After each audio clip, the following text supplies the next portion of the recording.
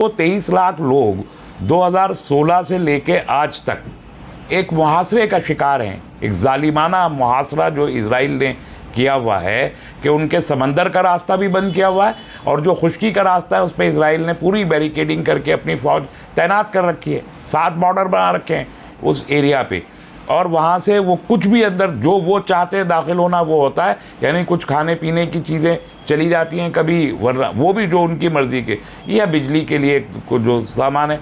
Open jail है और 16 साल से वो लोग जेल में हैं।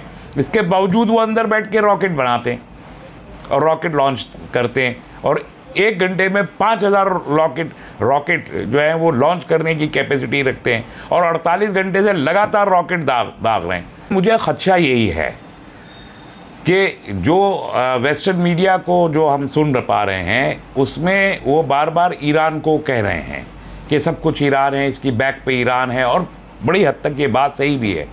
तो क्या ये इजराइल का कोई भरोसा नहीं है किस हद तक जाएगा।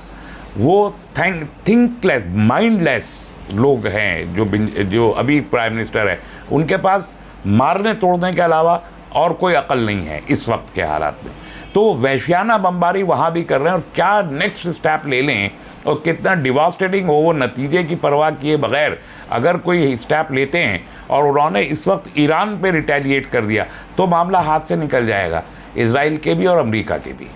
तो बहुत बड़ी जंग में वो पूरा खित्ता फिर इन्वॉल्व हो जाएगा। फिर वेस्ट एशिया का मुझे नहीं लगता कोई भी मुल्क होगा जो इस जंग का किसी न किसी साइड हिस्सा ना बन जाए। अरबों का मसला ये है इस वक्त में कि जहाँ वो एक तरफ नॉर्मलाइजेशन चाहते हैं, इजराइल के साथ ताल्लुकात अपने उस्तवार करना चाहते हैं, ये जंग उस रास्ते की सबसे बड़ी रुकावट बन गई है। यानी 7 अक्टूबर से पहले नॉर्मलाइजेशन का जो प्रोसेस बहुत तेज़ी के साथ चल रहा था, 7 से 9 अक्टूबर के बीच वो नॉर्मलाइजेशन का प्रोसेस खटाई में पड़ गया। ऐसे में किसी अरब मुल्क की जो हमेशा लड़ते रहे फ़लस्तीन के साथ खड़े होकर इजराइल से, जितनी जंगें हुई तमाम अरबों ने मिलकर लड़ी इजराइल से, आज ये अरब ममालिक कुछ और करें ना करें, कम से कम फ़लस्तीन की मुखालफत का ऐलान नहीं कर सकते। ये नहीं कह सकते कि हम इजराइल की ताउन कर रहे हैं, ना ये कह सकते हैं ना ये कर सकते हैं। भले ही दिल चाहता हो उनका, लेकिन दिल चाहने के बावजूद ये जुर्रत किसी भी अरब मुल्क की नहीं है कि वो ये कहे कि हम फ़लस्तीन की मुखालफत कर रहे हैं। और जब अगर ओपन वॉर होती है और कई ममालिक उसमें इन्वॉल्व हो जाते हैं तो इन अरबों को लामुहाला साथ देना पड़ेगा उन फोर्सेस का जो फ़लस्तीन की हिमायती हैं। तो ये जंग का आप देखिए स्क्रीन कितना बड़ा हो जाता है। तो एक ये मसला है। दूसरा आप ये देखिए आलमी बिरादरी का रुख क्या है। ईरान पर हमले के तनाजुर में यूनाइटेड नेशंस की इमरजेंसी मीटिंग कल रात में हुई, जनरल असेंबली की मीटिंग हुई UNGA की, और क्लोज डोर मीटिंग थी। क्या डेलिब्रेशंस हुए पता नहीं, लेकिन शायद ये one of the rarest of the rare occasion है कि रिजोल्यूशन नहीं लाया जा सका, कोई करारदाद का ड्राफ्ट तक नहीं पेश किया जा सका। आमदन गुफ्तन नशिस्तन बर्खास्तन, आए बैठे बात करें और जाए, इसके अलावा कुछ नहीं हो सका। ये बहुत ही नादिरुल वक़ू एक वाक़या है कि जिसकी कोई नज़ीर मिलनी मुश्किल होगी UN की तारीख़ में। तो ऐसा क्यों हुआ कि UN कोई रिजोल्यूशन का ड्राफ्ट भी नहीं ला सका? ऐसा इसलिए हुआ कि सिर्फ जो अरब ममालिक, ये सिर्फ यूरोपियन यूनियन है, या जिसे मैं तो अपनी ज़बान में कहता हूँ कि जो ईसाई दुनिया है, सिर्फ वो है जो इजराइल के साथ खड़ी है।